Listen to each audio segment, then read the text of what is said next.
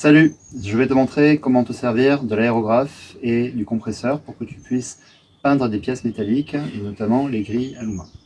Donc ça se compose d'un compresseur que tu vois ici, d'accord, qui marche sur le secteur en 220 volts, de cette boîte-ci dans laquelle il y a l'aérographe et de cette boîte également dans laquelle il y a un certain nombre de choses. Je vais commencer par l'aérographe. Voici l'aérographe, d'accord. Il te faut également un raccord, un tuyau, et il y a dans cette boîte-ci un ensemble d'accessoires, j'y reviendrai après. Donc la première des choses à faire, c'est de brancher le compresseur sur le secteur. Il va se mettre tout de suite en marche, il n'y a pas d'interrupteur. Là j'ai une vanne.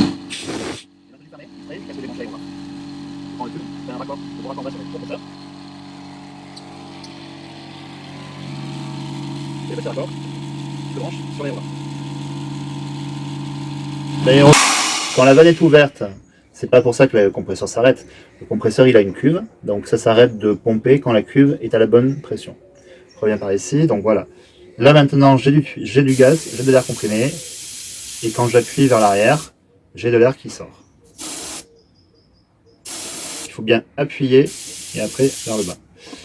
En fait ça s'utilise comme un stylo, donc en fait tu le prends dans tes doigts, et ce doigt qui est sur le dessus, il sert à appuyer et tirer vers l'arrière. Voilà, à présent je vais te montrer comment on fait le mélange et on va revenir sur l'utilisation de l'aérographe.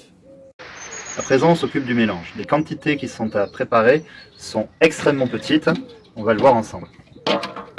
Donc la peinture, c'est la peinture noire anti-rouille que l'on utilise sur le chantier. Et on va doser dans un petit gobelet comme ça, transparent, pour voir les proportions. Donc les proportions se voient mieux sur un truc transparent. On va mettre, voici, une certaine quantité de peinture. Là j'ai rempli à la moitié. Et à présent, on va utiliser ceci, diluant cellulosique. Ce diluant-là, il est bien adapté sur cette peinture. Je remplis en diluant dans un verre. Et je rajoute la moitié plus que la peinture noire. Donc ça veut dire en fait, je ne vais pas monter jusqu'en haut, je vais m'arrêter à peu près au premier tiers pour faire moitié moins de diluant que de peinture. Ensuite, je prends n'importe quoi pour faire le mélange. Là j'ai pris un petit bout de plastique par exemple. Voilà, je continue à touiller un petit peu jusqu'à ce que j'ai quelque chose qui a l'air d'être à peu près homogène. Ça paraît très liquide par rapport à ce qu'on avait comme peinture au départ. Hein. Tu as vu tout à l'heure, la peinture elle est très liquide. Et ensuite je remplis des petites fioles comme ceci, qui sont composées donc d'un fond en verre et d'un bouchon muni d'un petit tube qui rentre à l'intérieur de la bouteille. C'est ça qui va nous permettre de peindre. Alors avec le mélange que je viens de faire, je vais remplir plusieurs fioles qui vont me permettre de travailler un long moment. Voilà, là j'en ai fait 2. J'en prépare à l'avance. Quand on aura bien mélangé, ce sera mieux parce que toutes les fioles auront la même concentration, ce sera plus facile pour travailler. Voilà, je dispose d'à peu près 3 fioles, prêtes à l'emploi, que je pourrai vider au fur et à mesure. Bien, maintenant nous allons passer à l'application. Donc l'aérographe, un support, la fiole préparée. Donc je branche la fiole ici à l'avant. Il y a une orientation ici de l'embout de la fiole. Et ensuite, je fais un essai à vide, enfin dans l'air, pour essayer d'amorcer la peinture. Voilà.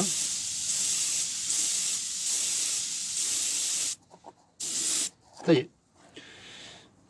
Donc comment ça s'utilise? On a dit comme un stylo. À présent, je m'approche de la feuille, j'appuie. Quand j'appuie seulement, il n'y a rien qui se passe, c'est que de l'air. Et si je tiens vers l'arrière, je fais rentrer plus ou moins de peinture. Voilà. Donc là, on vient de faire un point. Je peux éloigner et faire un point plus gros. Je peux me rapprocher et faire un tout petit point. Voilà. Évidemment, nous, notre application, ça va être de faire des allers-retours pour faire la peinture. On approche et on déplace. Alors, ce que je viens de faire, il y a beaucoup de peinture, d'accord. Elle est assez épaisse, mais elle couvre bien. Par contre, si on voit que ça fait des traces qui ne sont pas jolies, après séchage, il faudra essayer de faire un nuage plus léger. Voilà. Évidemment, comme on va travailler à travers la grille, on va plutôt avoir la buse qui va être à cette distance-là, contre l'acier. Voilà.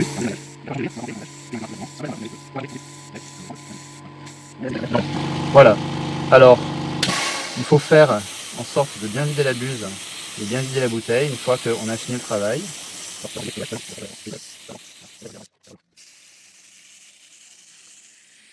Voilà, à présent, il n'y a plus de peinture dans la fiole, d'accord?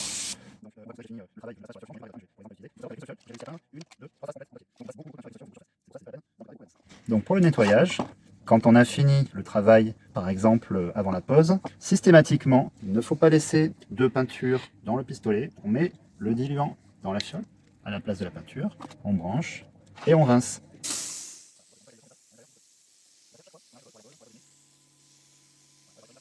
À présent, on passe au nettoyage fin, qui est celui que l'on fait en fin de journée. Donc le pistolet est débranché, on a besoin du diluant cellulosique, avec un petit récipient pour pouvoir tremper les chiffons. Et ce type de goupillon va nous être utile, et du papier absorbant, avec une petite pince et un peu de lubrifiant pour la fin. Donc il va falloir que l'on nettoie soigneusement le pistolet qu'on a préalablement rincé. Ensuite, on démonte l'arrière en le dévissant comme ça. Donc la première chose à faire, c'est de démonter l'aiguille. Donc l'aiguille, on dévisse cette vis qui tient l'aiguille sur le corps. Voilà. Je dévisse un peu et ça permet de sortir complètement l'aiguille. Donc l'aiguille, c'est la partie par laquelle va sortir la peinture, c'est la partie la plus fragile. Je démonte ensuite l'écrou complètement. Donc on dévisse ici cette partie-là, c'est la pièce qui maintient le ressort. Voilà. Ici, je la retire complètement. On a 3 pièces. Ici, on a la pièce avec la gâchette. Donc il y a un petit trou là, ici, qui permet d'engager la gâchette, on va y revenir. Il y a le ressort et la pièce de maintien du ressort.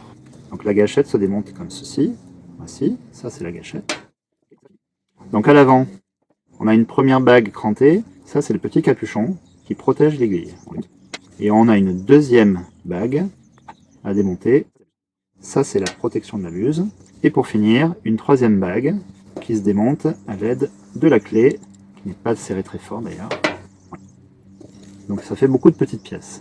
Mais là, il ne faut pas perdre les pièces, donc il est important de travailler sur un plan de travail où vous voyez, tu vois toutes les pièces, et on va passer au nettoyage à l'intérieur. Donc là, le corps, je prends ceci, je le trempe dans le diluant, et je vais le passer par tous les orifices, et je vois effectivement que je retire du noir.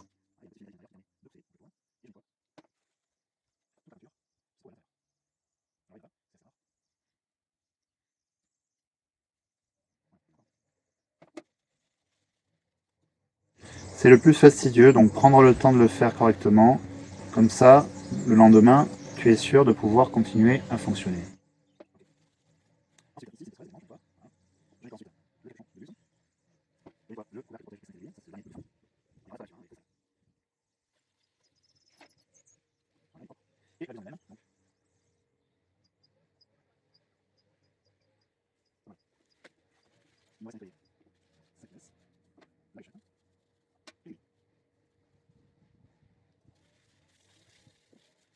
À présent, toutes les pièces sont propres, on va pouvoir faire le remontage.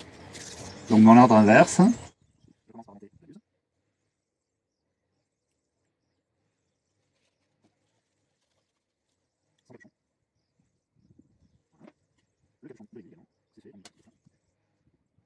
et après on va un peu utiliser les pressions pour remonter les pièces qui vont être à l'intérieur. Donc la première pièce, c'est l'ensemble ici, je vais recevoir la gâchette, voilà, la gâchette ici, comme ça. Donc je la monte avec son ressort, et son support arrière. Comme ça, on glisse à l'intérieur. Voilà, c'est dans le sens, je sais pas. Allez. Alors, cette partie-là qui est plus fine, c'est vers le haut qu'il faut l'engager, et il faut qu'elle corresponde à la fente. Donc on fait comme ça, et hop, ça rentre à la bonne position. Alors, je crois que la fente, ça faut. Il faut juste que la bague ici corresponde à la fin du corps de la chaîne. J'en profite pour lever un peu de dilution qui fond avec une petite goutte ici, et on voit, on vient poser la gâchette. Il semblerait que j'ai merdé, que j'ai oublié de mettre la gâchette. Alors, je remonte. La gâchette, elle a un petit pic qui vient au milieu, qui va aller en trou, et je remets ça ainsi. Voilà. Ensuite, je monte l'écrou d'aiguille. Je commence juste à l'engager sur le filet. Je prends l'aiguille, je la lubrifie un petit peu.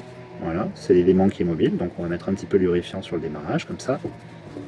Ça facilitera ensuite l'utilisation. Voilà. Alors, pour voir où on en est avec l'aiguille, on dévisse son petit capuchon.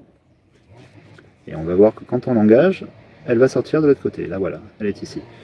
On ne peut pas aller plus loin puisqu'elle est bloquée par la buse. Et là, à ce moment-là, je resserre l'écrou qui bloque l'aiguille.